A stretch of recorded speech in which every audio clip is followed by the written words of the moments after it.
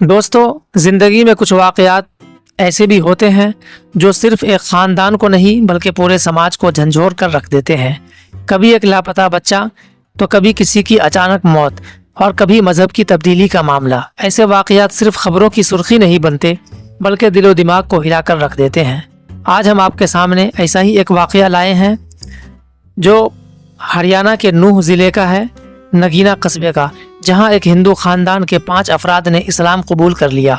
कोई कहता है ये फैसला उनका अपना है, तो कोई इल्ज़ाम लगाता है कि उन्हें बहला फुसलाकर ऐसा करने पर मजबूर किया गया है। सच क्या है, इसको जानने की हम कोशिश करते हैं। ये जबर है या मोहब्बत या फिर अकीदे की आज़ादी पर समाजी दबाव।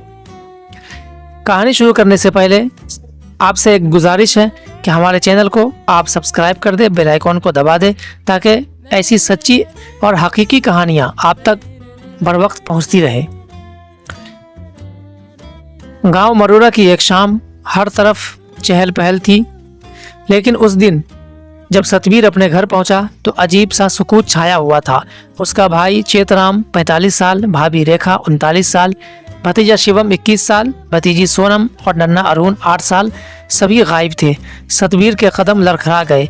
पहले उसने गांव में ढूंढा, रिश्तेदारों से पूछा, लेकिन जब कुछ पता न चला तो वो आखिरकार सीधे थाने पहुंचा और पुलिस को रिपोर्ट दी। सतबीर शिकायत में कहता है, मेरे भाई और उसका पूरा खानदान गायब है और मैं जानता हूं कि उन्हें किसने बहला फुसलाकर उसके घर से बाहर ले गए हैं। शहीद अटेरिया और सिराजुद्दीन राजा का नाम आता है और सतबीर कहता है कि उन्हीं दोनों ने हमारे भाई और उनके बच्चों को ले जाकर इस्लाम कबूल करने पर मजबूर किया है। ये सुनकर पुलिस भी चौंक गई और गांव में अफवाहें भी तेजी से फैलने लगी। पुलिस ने फौरन एक्शन लिया और सबको थाने बुला भेजा। रात गए तक पूछताछ चलती रही, लेकिन सबसे बड़ा धमाका उस वक्त हुआ जब 5 अफराद ने अपने रिश्तेदारों और पुलिस के सामने यह बयान दिया कि हम पर कोई दबाव नहीं, हमने अपनी मर्जी और अपनी खुशी से इस्लाम कबूल किया है। ये सुनते ही पूरा मामला बिल्कुल तब्दील हो चुका था। सोशल मीडिया पर कुछ एफिडेविट भी वायरल होने लगे जिन पर उनके दस्तखत थे और साफ लिखा था कि ये मजहब तब्दीली उनका अपना फैसला है।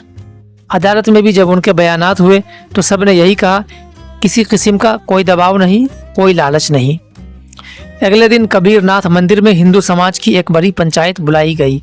सैकड़ों लोग जमा हुए और सब ने अपनी अपनी राय दी। कुछ लोग कहने लगे ये सब लव जिहाद है और ज़बरदस्ती मजहब तब्दील की गई, जबकि दूसरे लोग बोले कि अगर किसी ने अपनी मर्जी से मजहब बदला है तो ये उसका ज़ाती हक है। पूरे गांव में 2 राय बन गई, एक तरफ अकीदे की आज़ादी की बात तो दूसरी तरफ अपनी मजहब और धर्म को बचाने की पुकार।